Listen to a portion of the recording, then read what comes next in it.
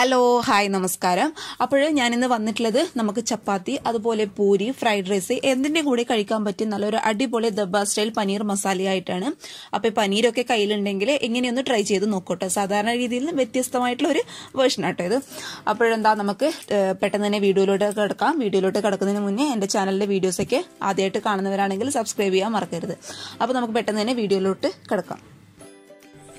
നമ്മുടെ ഈ ദബ്ബ സ്റ്റൈൽ പനീർ മസാല റെഡിയാക്കാനായിട്ട് നമുക്ക് ആദ്യം വേണ്ടത്, ഞാനിപ്പോൾ ഇവിടെ 250 ഗ്രാം പനീർ എടുത്തിട്ടുണ്ട് കേട്ടോ.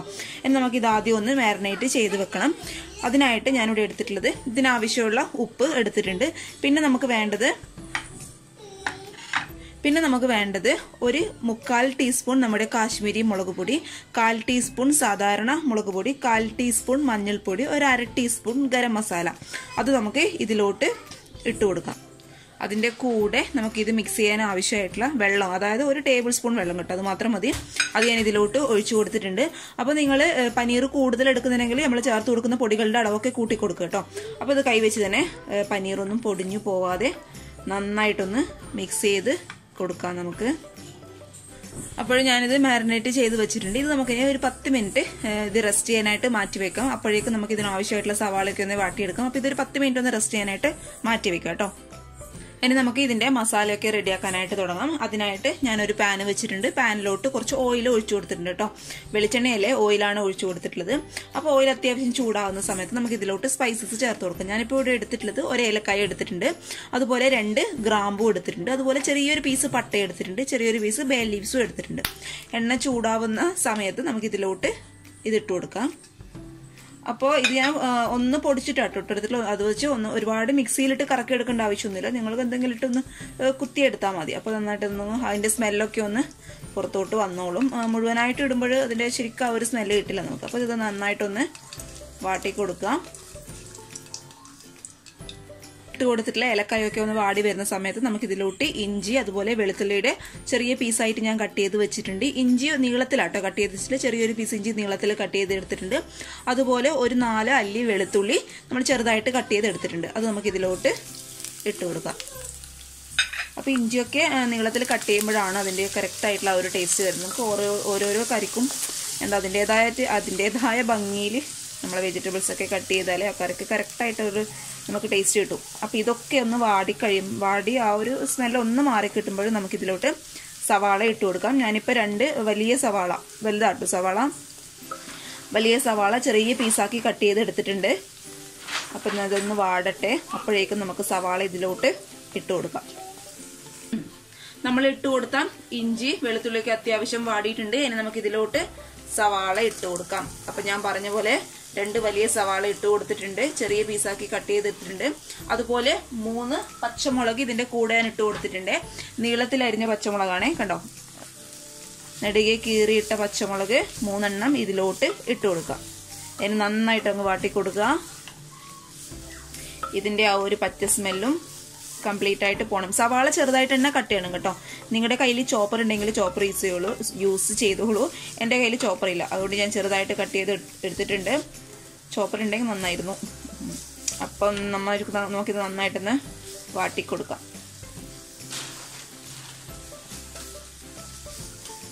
ഇനി നമുക്ക് ഈ സവാള വാടാൻ ആവശ്യമായിട്ടുള്ള കുറച്ച് ഉപ്പ് ഇതിലോട്ട് ഇട്ട് കൊടുക്കാം. സവാളയുടെ കളറൊക്കെ അത്യാവശ്യം മാറിയിട്ടുണ്ട്. ഇനി നമുക്ക് ഇതിലോട്ട് പൊടികൾ ആഡ് ചെയ്ത് കൊടുക്കാം. അപ്പോൾ പൊടികൾ ഇപ്പം ഞാൻ എടുത്തിട്ടുള്ളത് ഒരു 1/4 ടീസ്പൂൺ മഞ്ഞൾപ്പൊടി എടുത്തിട്ടുണ്ട്, 1/4 ടീസ്പൂൺ കാശ്മീരി മുളക് പൊടി, 1/2 ടീസ്പൂൺ നമ്മുടെ സാധാരണ മുളക് പൊടി, ഒരു 1/2 ടീസ്പൂൺ ഗരം മസാലപ്പൊടി, 1/4 ടീസ്പൂൺ മഞ്ഞൾപ്പൊടി എടുത്തിട്ടുണ്ട്. അത് നമുക്ക് ഇതിലോട്ട് ഇട്ട് കൊടുക്കാം. കൂടാതെ ഞാൻ പറയാൻ വിട്ടുപോയതാണ്, ഒരു 1/4 ടീസ്പൂൺ നമ്മുടെ സാധാരണ ജീരകത്തിന്റെ പൊടി കൂടി ഇതിലോട്ട് ഞാൻ ആഡ് ചെയ്ത് കൊടുത്തിട്ടുണ്ട്. നിങ്ങളുടെ കയ്യിൽ ജീരകത്തിന്റെ പൊടി ഇല്ല എന്നുണ്ടെങ്കിൽ, നമ്മുടെ സാധാരണ ജീരകത്തിന്റെ പൊടിയാണേ, അതില്ല എന്നുണ്ടെങ്കിൽ നമ്മൾ ആദ്യം ഓയിൽ ചൂടായ സമയത്ത് നമ്മൾ സ്പൈസസ് ചേർത്തല്ലോ, ആ ഒരു ടൈമിൽ നിങ്ങളുടെ കയ്യിലുള്ള മുഴുവനായിട്ടുള്ള ജീരകം ഒരു 1/4 ടീസ്പൂൺ ഇട്ട് കൊടുത്താൽ മതി കേട്ടോ. പൊടിയില്ല എന്നുണ്ടെങ്കിൽ ആ ടൈമിൽ തന്നെ ഇട്ട് കൊടുക്കണേ. അപ്പോഴാണ് അത് നന്നായിട്ട് പൊട്ടിയിട്ട് ആ ഒരു സ്മെല്ലൊക്കെ വരും. അപ്പോൾ ആ ടൈമിൽ ആ ജീരകത്തിൻ്റെ പൊടിയില്ല എന്നുണ്ടെങ്കിൽ മുഴുവനായിട്ടുള്ള ജീരകം ഇട്ട് കൊടുക്കാം. അപ്പോൾ ഇതിൻ്റെ ആ ഒരു പച്ച സ്മെല്ല് നന്നായിട്ടൊന്ന് മാറട്ടെ. ആ ഒരു സമയത്ത് നമുക്ക് ഇതിലോട്ട് തക്കാളി ആഡ് ചെയ്ത് കൊടുക്കണം. അപ്പോൾ ഇതിൻ്റെ സ്മെല്ല് നന്നായിട്ടൊന്ന് മാറട്ടെ കേട്ടോ. നമ്മുടെ ഈ പൊടികളുടെ കൂടെ അതിന്റെ പച്ച സ്മെല്ല് ഒന്ന് മാറി കിട്ടുമ്പോൾ തന്നെ നമുക്ക് അതിന്റെ കൂടെ എന്ത് ചേർക്കാം? നമ്മുടെ മെയിൻ ആയിട്ടുള്ള ഇൻഗ്രീഡിയന്റ് കസൂരി മേത്തി. അപ്പൊ ഉലുവയുടെ ഇലയാണേ. അപ്പൊ ഇതൊന്ന് ഇങ്ങനെ ഒന്ന് ആക്കി കൊടുത്തതിന് ശേഷം നമുക്ക് ഇതിലോട്ട് ഇട്ട് കൊടുക്കാം. ഒരുപാടായി പോകണ്ട കേട്ടോ. ഒരുപാടായി പോയി കഴിഞ്ഞാൽ വല്ലാത്തൊരു സ്മെല്ലായിരിക്കും. കുറച്ച് മതി. ഞാൻ ഈ എടുത്ത ആ ഒരു അളവിൽ മാത്രം മതി. അപ്പോൾ തക്കാളി ഇട്ട് കൊടുക്കുന്നതിന് മുന്നേ നിങ്ങൾ ഉലുവയുടെ ഇല കൂടി ഇട്ട് കൊടുക്കും കേട്ടോ. അതിൻ്റെ ആ പച്ച സ്മെല്ല് കൂടി പൊടികൾ നമ്മൾ വാട്ടുന്ന സമയത്ത് അതിൻ്റെ ആ ഒരു പച്ച സ്മെല്ല് കൂടി അങ്ങ് മാറിക്കോളും. അപ്പോൾ ഒരു 5 മിനിറ്റ് വേണ്ട കേട്ടോ. 2-3 മിനിറ്റ് നമുക്കിതിങ്ങനെ ഒന്ന് ഇളക്കി കൊടുക്കാം. നമ്മൾ ഇട്ട് കൊടുത്ത പൊടികളുടെ മണമൊക്കെ അത്യാവശ്യം മാറിയിട്ടുണ്ട്. ഇനി നമുക്ക് ഇതിലോട്ട് തക്കാളി ആഡ് ചെയ്ത് കൊടുക്കണം. അപ്പോൾ തക്കാളി കണ്ടോ, ഞാനിപ്പോൾ ഇവിടെ ഒരു ചെറിയ തക്കാളി മിക്സിയിലിട്ട് അരച്ചെടുത്തിട്ടുണ്ട്. അപ്പോൾ ടൊമാറ്റോ പ്യൂരി ആയിട്ട് ഇതിലോട്ട് ചേർക്കുന്നത് കേട്ടോ നല്ലത്. അപ്പോൾ നല്ല തിക്ക് ഗ്രേവി ആയിട്ട് ഇരിക്കും. അപ്പോൾ നമുക്ക് അതിലോട്ട് ചേർത്ത് കൊടുക്കാം. കൂടുതൽ പുളിയൊന്നും ഇല്ലാത്ത തക്കാളി കേട്ടോ. കൂടുതൽ പുളിയൊന്നും ഇല്ലാത്ത തക്കാളി തന്നെ എടുക്കാനായിട്ട് നോക്കുക. ചെറിയ പീസ് തക്കാളി മതി കേട്ടോ. നമുക്ക് ഒരുപാട് വലിപ്പമുള്ളത് വേണ്ട. പിന്നെ പുളി കൂടുതലായ പിന്നെ ആ ഒരു ടേസ്റ്റ് ആയിരിക്കും പിന്നെ മുന്നിട്ട് നിൽക്കുക. അപ്പോൾ ഇതിൻ്റെ ആ ഒരു പച്ച സ്മെല്ല് നന്നായിട്ട് മാറുന്ന സമയത്ത് നമുക്കിതിലോട്ട് പനീർ ആഡ് ചെയ്ത് കൊടുക്കണം. നമ്മുടെ തക്കാളി അവിടെ കിടന്ന് വേവുന്ന സമയം കൊണ്ട് നമുക്ക് നേരത്തെ മാരിനേറ്റ് ചെയ്ത് വെച്ച പനീർ ഒന്ന് ഫ്രൈ ചെയ്തെടുക്കണം. ഒരുപാട് ഫ്രൈ ചെയ്യേണ്ട ആവശ്യമില്ല. ഒന്ന് ഷാലോ ഫ്രൈ ആയി കിട്ടിയാൽ മതി കേട്ടോ. അപ്പം ഞാനിവിടെ പാനിൽ കുറച്ച് സാധാരണ ഓയിൽ ഒഴിച്ചു കൊടുത്തിട്ടുണ്ട്. ഓയിൽ ചൂടാകുന്ന സമയത്ത് നമുക്ക് ഈ ഒരു പനീർ ഓരോന്നായിട്ട് ഇതിലോട്ട് ഇട്ട് കൊടുക്കാം. അപ്പം ലോ ഫ്ലെയിമിൽ വെച്ചാൽ മതി കേട്ടോ. പനീർ പെട്ടെന്ന് അങ്ങ് കുക്കാവുന്ന സാധനമാണ്. അപ്പം ഞാൻ നേരത്തെ പറഞ്ഞില്ല, ഒരുപാട് കുക്കാവേണ്ട ആവശ്യമില്ല. നമുക്ക് ആ ഒരു ഫ്ലേവർ മാത്രം കിട്ടിയാൽ മതി.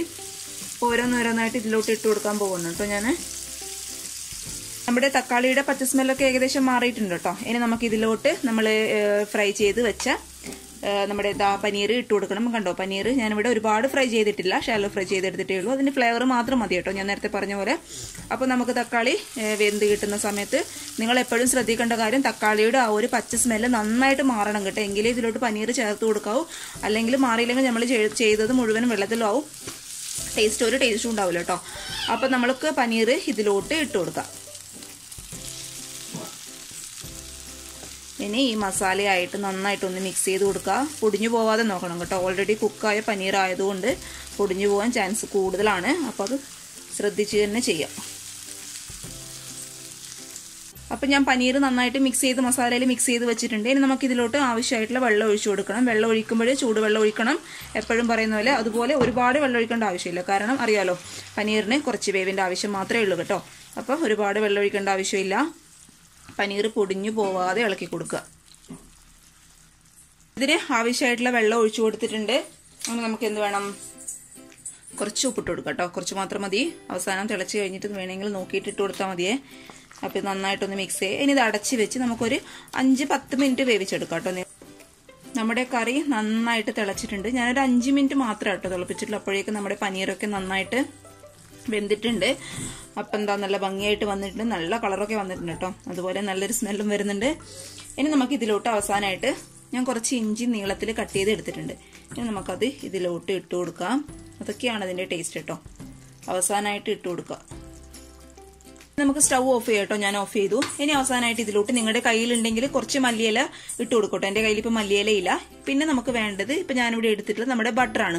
അപ്പോൾ ബട്ടർ ഇങ്ങനെ ഫ്രീസറിൽ വെച്ചുകൊണ്ട് കട്ടിയായി കിടക്കുന്നുണ്ട് കേട്ടോ. അങ്ങനെയുള്ളത്.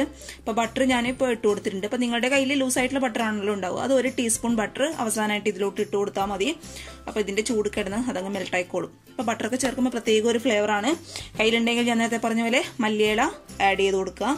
കുറച്ച് മാത്രം മതി, ഒരുപാട് ആവശ്യമില്ല. അപ്പോഴെന്താ, നിങ്ങൾക്ക് ഇഷ്ടപ്പെട്ടാൽ നിങ്ങൾ തീർച്ചയായിട്ടും ട്രൈ ചെയ്ത് നോക്കണം. നല്ല ടേസ്റ്റാണ് കഴിക്കാനായിട്ട്. പനീറൊക്കെ എന്തോ എനിക്ക് പ്രത്യേകത്തൊരു താല്പര്യമാണ് പനീറിനോട്. നല്ല ടേസ്റ്റാണ് കഴിക്കാനായിട്ട്. നിങ്ങൾക്ക് ഇഷ്ടമാണെങ്കിൽ ട്രൈ ചെയ്ത് നോക്കൂ കേട്ടോ. അപ്പോൾ ട്രൈ ചെയ്ത് നോക്കിയിട്ട് അഭിപ്രായങ്ങളൊക്കെ അറിയിക്കാം. അതുപോലെ നമ്മുടെ ചപ്പാത്തിയുടെ കൂടെയൊക്കെ നല്ലൊരു കോമ്പിനേഷനാണ്. അപ്പോഴെന്താ, അടുത്ത നല്ലൊരു വീഡിയോ ആയിട്ട് കാണും വരെ താങ്ക് യു. ബൈ.